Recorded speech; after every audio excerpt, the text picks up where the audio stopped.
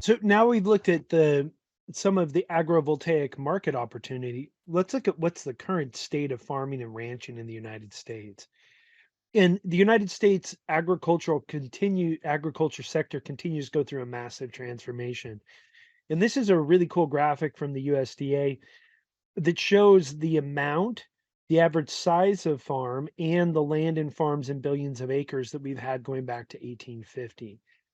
And what we can see is, from the 1850s to really about 1935, we had a massive growth in the amount of farms that we had, peaking at 6.8 million farms. And then what happened over the next 20 years, we lost 2 million farms, and then we lost another 2.6 million farms really into the mid 1970s. The land today, we have 2.1 million farms. And what was also happened is the average farm size went up in hundred of acres per farm. So this transformation shows that we've had way more farms than we had in the past, and that our heritage really is an agricultural base. So it's interesting to see the massive decline and the increase in the size of farms that have happened, and that we still have this an abundant opportunity with the 1 billion acres that are currently under agricultural production.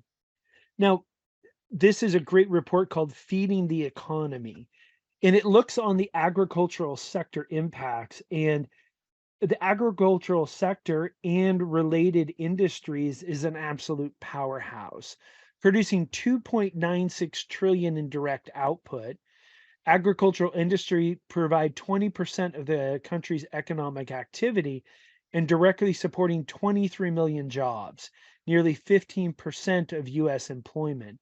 So this massive sector that we're looking at supporting, that's also going through structural challenges, um, is to really talk about not just saving agriculture, but totally transforming it and really solving a lot of the structural issues that it faces.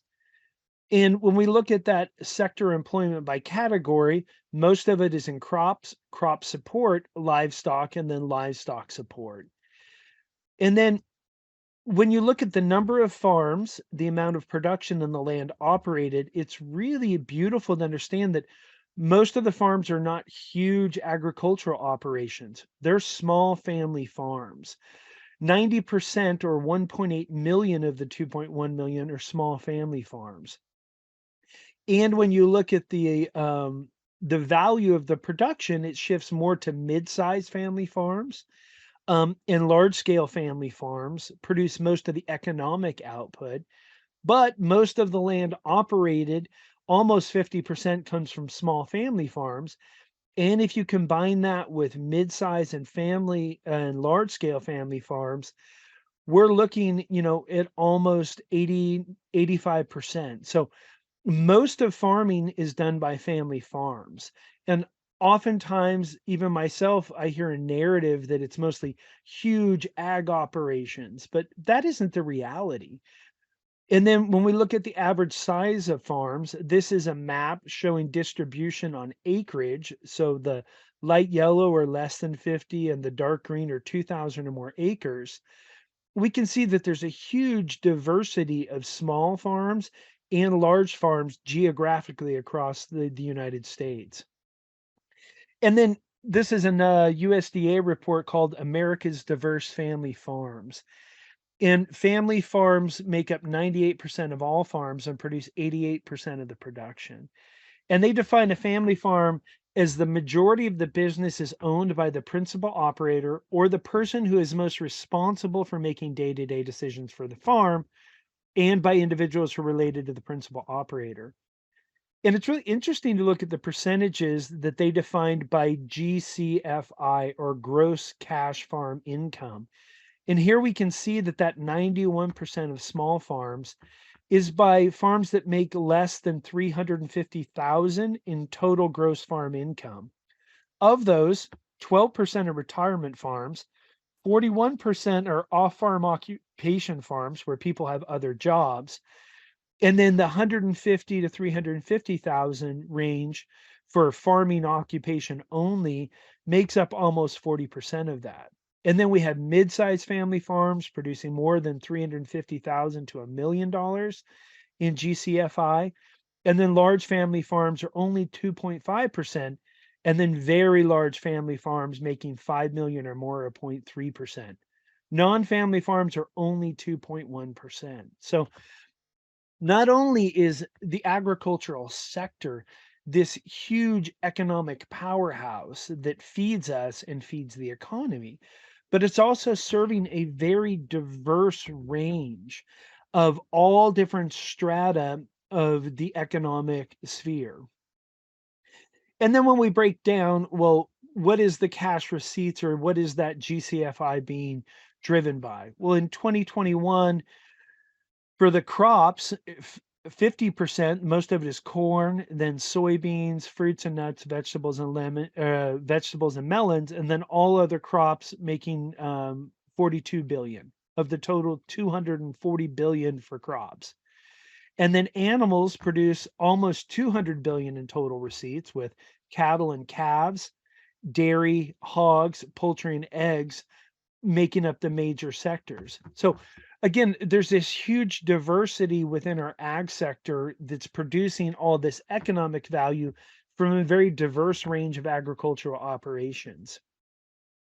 And then we look at the GCFI historically going from 2002 to 2022, we can see that the crop cash receipts make up the majority, and animal products make up the second component. And then there's government incentives that help support those for a total of 577 billion annually. Now, farm financial performance, this comes from the USDA as well, shows a really interesting perspective based on those different family farm types. And what this is showing is high risk to low risk, and the high risk are the red zone, and green zone is the lowest risk. And we can see that a huge percentage of farms across the spectrum, but particularly in the smaller family farms, are in very high risk based on their operating profit margins. And over 75% are in a high risk financial situation.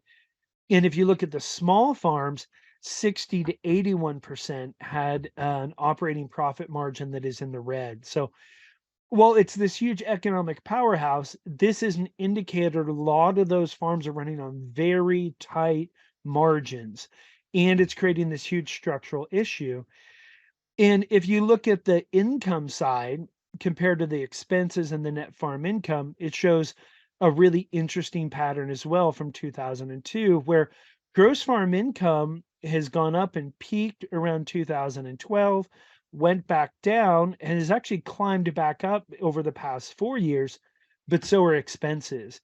And so while income has gone up, expenses have gone up, and net farm income is really staying flat, or potentially going to decline, as we'll see in this next slide, which is that farms and ranches face a combination of structural challenges and long-term headwinds.